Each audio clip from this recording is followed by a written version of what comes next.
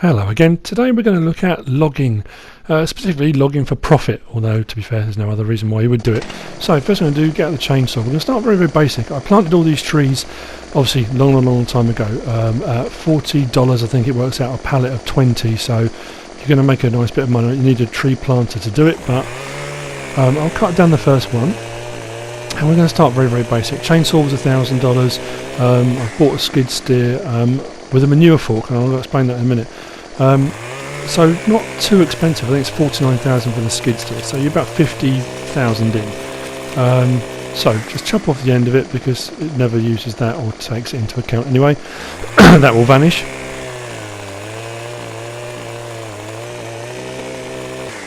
Now I'll cut it into probably 3 pieces, so 2 cuts, 3 pieces. Try and keep them even, but it's not always that easy to do.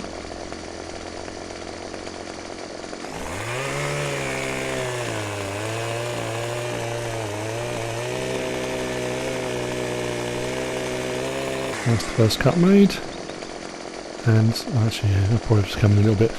Second one, so the second chunk will be a little bit smaller, but I'll still get the money for it. That's the main thing.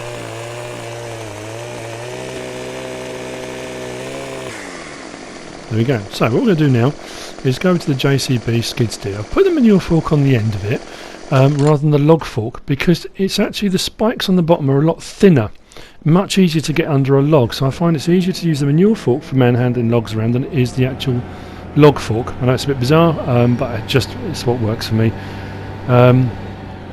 You can just roll them along to get them into the sell point here.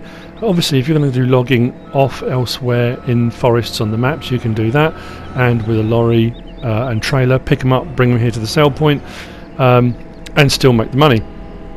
I just found it was far quicker and easier when I started off here and there were no trees. Go off and get the odd pine tree and bring it back. When I got a little bit of money and managed to get the tree planter, then just started planting trees around here. So you can carry on doing your logging, and while you're doing that these are growing. Obviously over a long period of time I've planted way more. So first logs in, we'll take that over and pop that into the selling point. And remember, this is set on easy again, this is my test map. So you'll get more for it, 11,046. If it was set on normal, probably be about half of all of these amounts if you've got it set on normal. But that's not bad for one part of a log, considering it was $40 for 20 trees. This is only one of them, so you're more than making your money back. There is an outlay for some equipment. When you do enough of this logging, you're going to easily make that money back.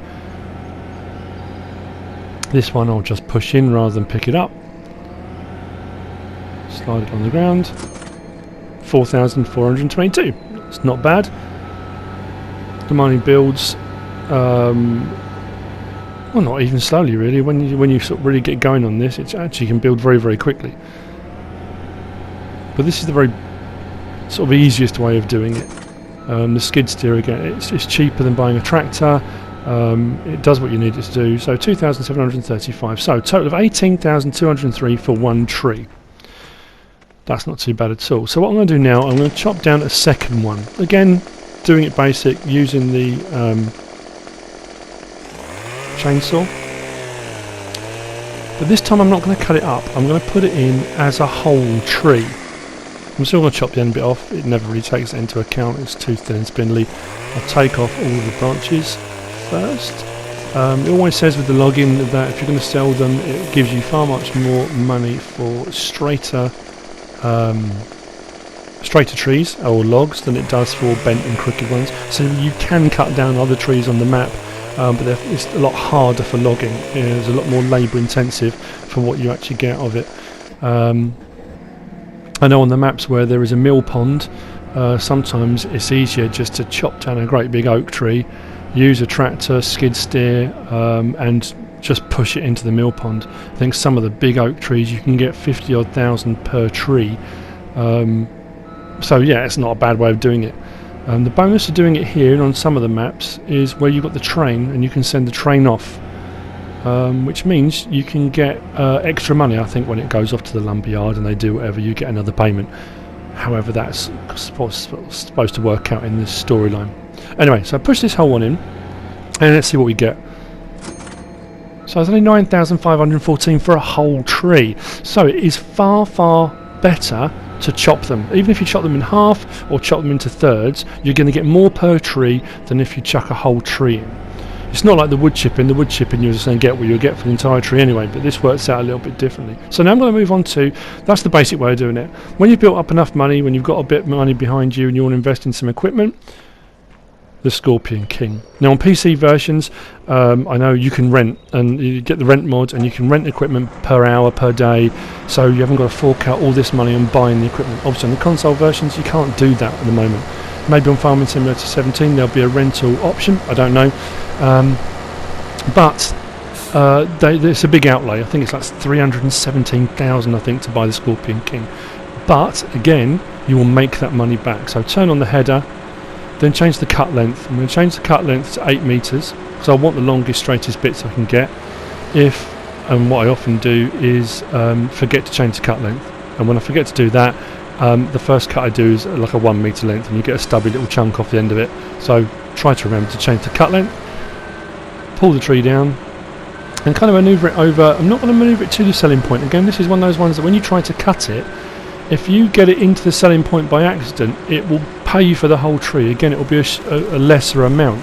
So you're actually better off chopping them away and then putting them into the sell point.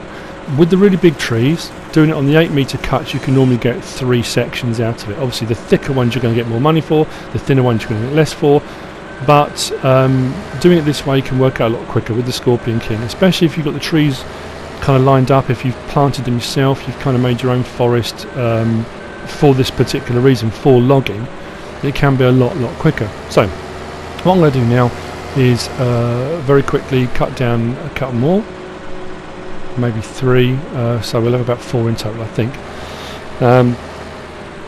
and then we'll see what we get for the lot. And it's not a particularly long process, it doesn't take a huge amount of time. Like I say, the initial outlay is a lot, but because of the speed at which you can do this, you can make that money back. Again, I know I keep saying this on all of the sort of videos I'm posting, because I'm doing these demonstrations on my test map. My test map is set on easy, so you are going to get more money for all of these. If you've got yours set on normal or maybe even hard, you're going to get less, but it's still a good way of making money quickly.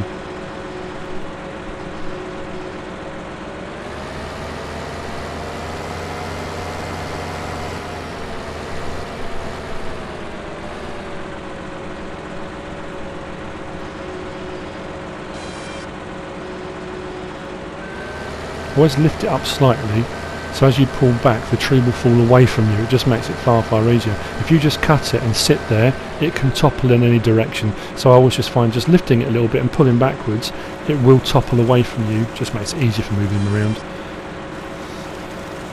So building up a bit of a pile, and again this is the thing that you can make the pile as massive as you want. Obviously the bigger the pile you make, the heavier the wood is, and it's harder to move about. So you have to be careful how big you make the piles. But if you get into one of these, into the JCB wheel loader, the big one, it's got a lot of power. Got the log fork on the front of it wide open. I normally get the 2 spikes at the bottom really close to the ground, and this isn't a case of lifting the logs, you don't need to here. If you're doing it in the forest and it's hilly and that kind of stuff, or you're loading a vehicle, absolutely pick them up, but here you don't need to.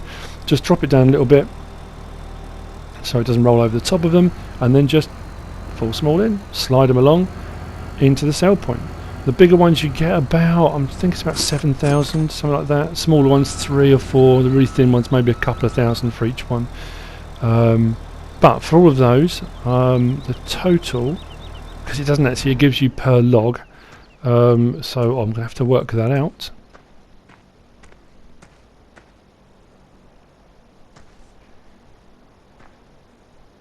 So the total came in at 56,252. Now it didn't take me very long to do that. So what I'm going to do now is send off the train.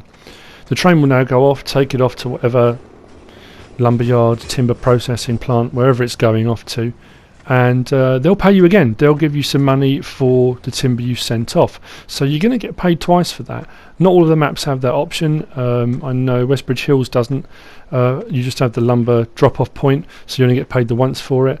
but it's a good way of doing it. So you have to wait a little while for that money to then come into your bank account. So what I would do is probably just skip ahead to that part when we get paid, because otherwise we could sit here for 10-15 minutes. Normally if you're carrying on logging, you're going off doing something else, a little while later you'll get that cha-ching and it will go into your bank account.